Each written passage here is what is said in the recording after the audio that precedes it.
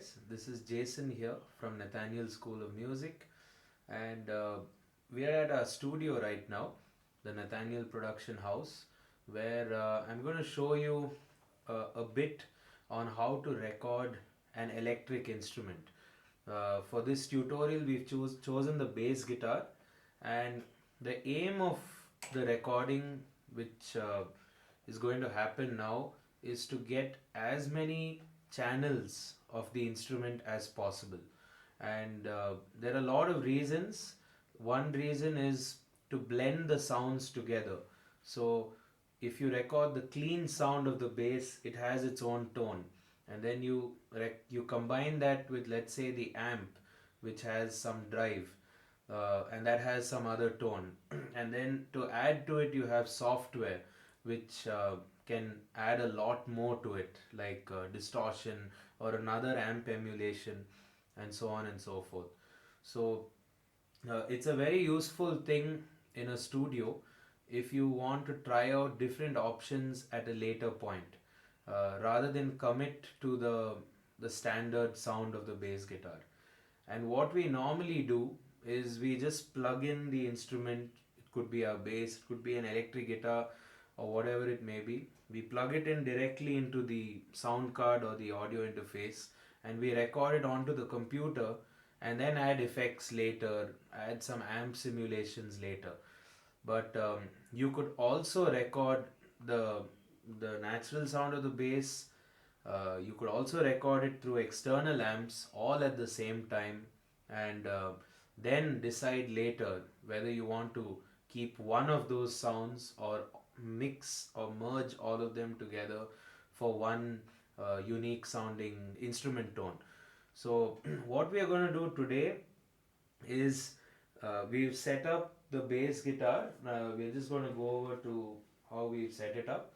So, we've set up the bass guitar where the signal is going into the SansAmp, which is a bass driver. It's something which adds some color to the bass tone, and the output of that, if you see, is connecting to my audio interface. And uh, all of these outputs are balanced outputs. So this output, for instance, this is going to my audio interface, and the other output of the bass, the parallel output as it says, is going into another box, a direct box, which in this case is just functioning as a signal splitter. So the output of the SansAmp goes into the DI box to its input. The output of the direct box again goes into my audio interface, and the parallel output of that goes into this amp over here, which is an orange bass amp. So just to recap, what's happening is I'm getting the sound of the SansAmp, I'm also getting the sound of this amp, and I'm also getting the sound of the natural sound from the bass guitar or the DI sound. So let's go through what's happening again. So it's basically the bass guitar through this yellow cable coming into the input of the SansAmp. The output of that signal or the process signal, which is being affected by the SansAmp, is going out to my audio interface. The unprocessed sound or the clean sound is going out through this white cable you see here to the input of a DI box. That output is being split into two. So the first output is going back to my audio interface. So that's what's sending in the clean sound. And then the other output or the parallel output is going into the orange bass amp, which is basically this cable here. And on this amp I will of course mic it, which we'll do later, set a tone. So as you can see, we have individual control over the whole process. You have individual control over this tone, which you can adjust here via the tone knob, the volume, the pickup, and that's going to go into your SansAmp. You can do a lot of stuff to that from there on. And then send a parallel or a split version to the orange amp, control it there. That has its own vibe. And also, after doing all of that stuff, if you don't like it, you could just keep the natural sound of the bass guitar itself. You could just keep the sound of the bass with its pickups, whichever we are using. Right now we are using a combination of both, and you could just get this raw natural sound if you wish. So with that introduction in mind, let's get started. So let's first listen to each tone and try and tweak it. And for the recording, I'm using the software Pro Tools. You could basically do this in any software. And the first thing you'd need to do is to make 3 tracks, which I've done here. And I've called it SansAmp, DI, and amp. So the SansAmp is that bass processor you saw. The DI is basically the clean sound.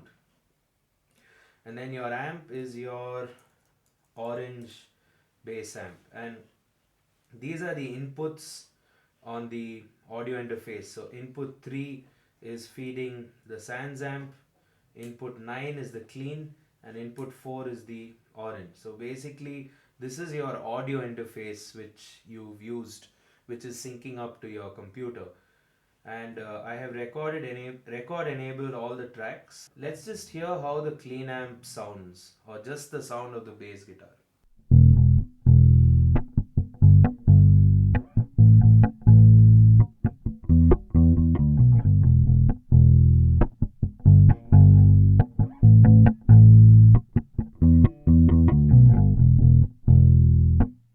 So now you can also hear the sound of the SansAmp through this input.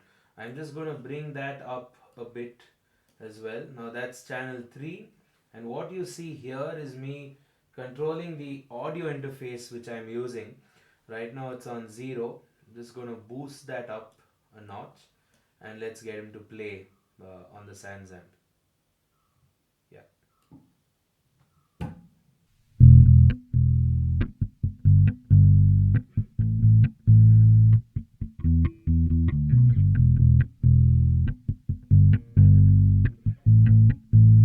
That's the sound of the SansAmp.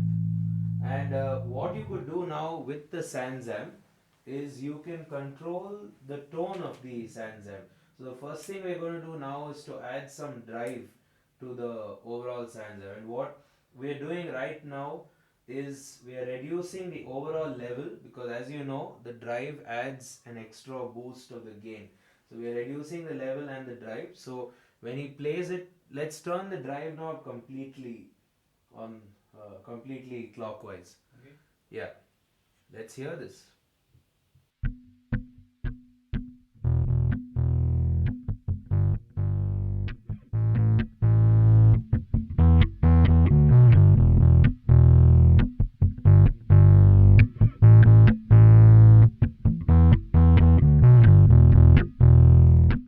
What's also happening is the signal is then going to the orange bass amp, which you can also control. So let's just try and add some highs and mids to the orange tone and see how that sounds.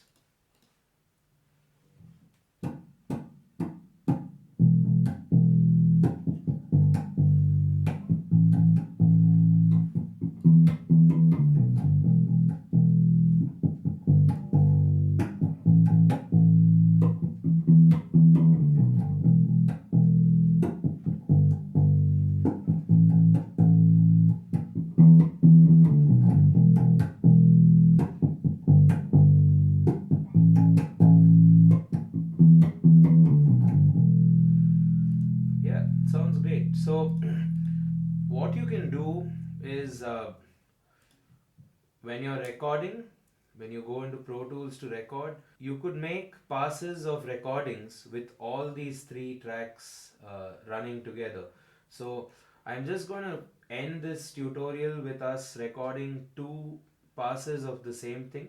And a good tip in any software is to group similar tracks, or tracks which are capturing the same sound source. So you hit Command G, You could make a group called bass, and with that we are good to go.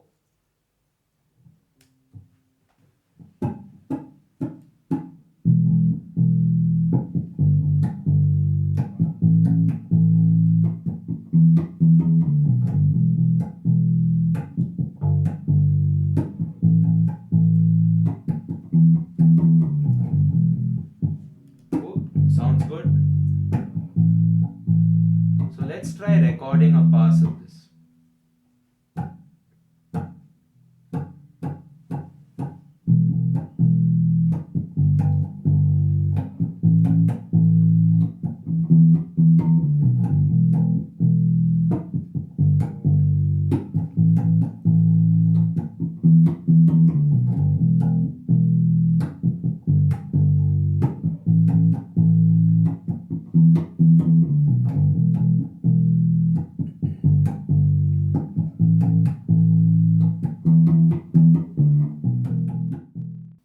Yeah, and as you can also clearly see from the waveforms, the SansAmp or both of the amp tones are a lot more compressed, and the clean sound is a lot more percussive and dynamic. As you can see, it's captured the transients a lot more than the other tracks.